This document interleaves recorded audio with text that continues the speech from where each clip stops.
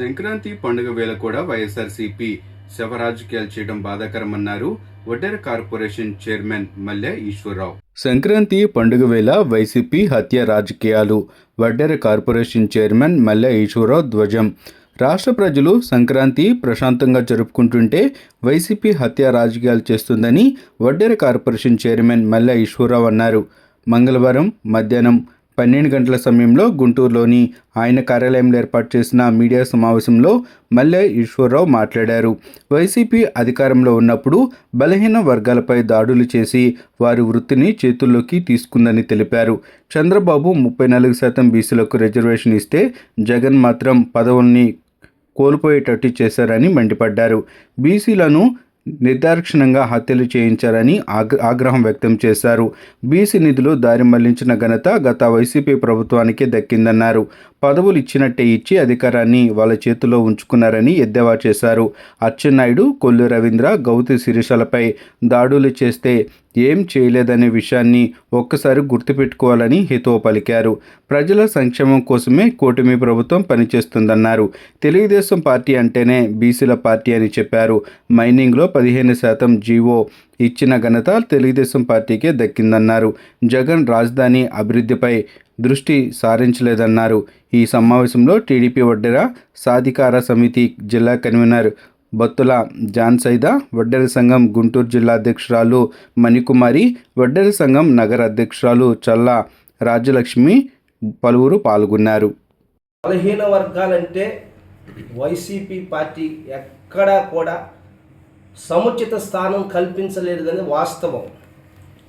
దానికి నిదర్శనం రాజ్యాధికారమైనటువంటి పదవులు 16,800 పదవులు అంటే బీసీ రిజర్వేషన్ను కోత కోసి 34% బీసీల రిజర్వేషన్ తెలుగుదేశం పార్టీ గౌరవ ముఖ్యమంత్రి వర్యులు చంద్రబాబు నాయుడు గారు 34% రిజర్వేషన్ బీసీలకు అమలు చేస్తే జగన్మోహన్ రెడ్డి గారు ముఖ్యమంత్రిగా ఉన్నప్పుడు ఆ రిజర్వేషన్ను కోత కోసి 16,800 రాజ్యాధికారమైనటువంటి పదవుల్ని బీసీలు కోల్పోయినట్లు చేసింది మీరు కాదా అని ప్రశ్నిస్తున్నాం.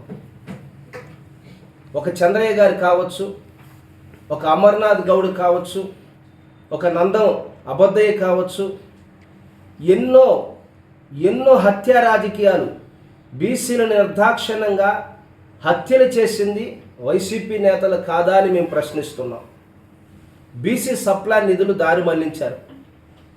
బీసీలకు రావాల్సినటువంటి రిజర్వేషన్లో తక్కువ చేసి బీసీలను చిన్నచూపు చూశారు.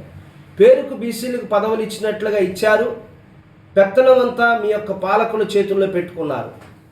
ఈ విధంగా మీరు వైసీపీ నేతలు, వైసీపీ నాయకులు బీసీలను అవమానపరిచి, బీసీలను హత్యలు చేసి, బీసీలకు రావాల్సినటువంటి రిజర్వేషన్ కోత కోసి బీసీలను ఇంత ఇబ్బంది పెట్టిన మీరా బీసీల గురించి మాట్లాడేదని ఒక వడ్డెర కార్పొరేషన్ చైర్మన్గా నేను ఈరోజు వైసీపీ నేతను సూటిగా ప్రశ్నిస్తున్నాను.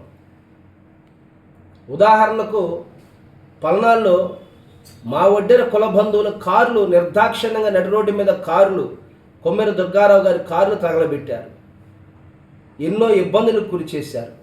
మరి మా పార్టీ బీసీ నేతలు అచ్చెన్నాయుడు గారిని, కొల్లు రవీంద్ర గారిని, పల్లా శ్రీనివాస్ గారిని, గౌతు శిరీష గారిని ఎంతమందిని మీరు హింసించలేదు?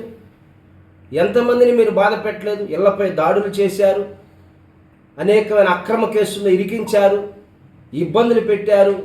ఇంతగా మీరు మమ్మల్ని ఇబ్బంది పెట్టి ఈరోజు కపట ప్రేమ మీరు చూపిస్తున్నారంటే నిజంగా ఇది రాజకీయ కుట్ర కాదా అని మేము ప్రశ్నిస్తున్నాం.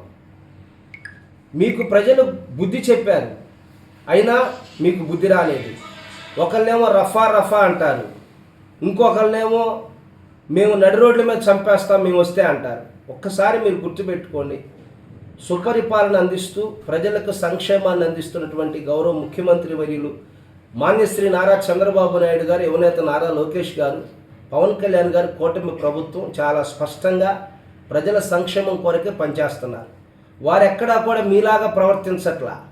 మీలాగా బీసీలను ఇబ్బంది పెట్టే దిశగా లేదు పార్టీ. తెలుగుదేశం పార్టీ అంటేనే బీసీలు అంటేనే తెలుగుదేశం పార్టీ. తెలుగుదేశం పార్టీలో బీసీలకు దక్కిన గౌరవం ఏ పార్టీలో దొరకదనేది వాస్తవం. ఎందుకంటే ప్రాక్టికల్గా బీసీ నాయకులైన మేమందరం కూడా ఈరోజు వడ్డెర కార్పొరేషన్ చైర్మన్ అయిన నేను, మంత్రులు, కేంద్ర మంత్రులైన అందరు బీసీలు కూడా ఒకటే మేము గళం వినిపిస్తుంది, తెలుగుదేశం పార్టీలో బీసీలకు ఉన్న గౌరవం ఏ పార్టీలో ఉండదనేది వాస్తవం.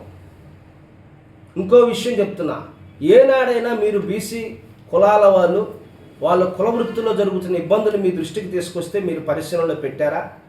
వాళ్ళ కుల వృత్తులను కాపాడే విధంగా గత 5 సంవత్సరాల్లో మీరు పనిచేశారా అని మేము ప్రశ్నిస్తున్నాం.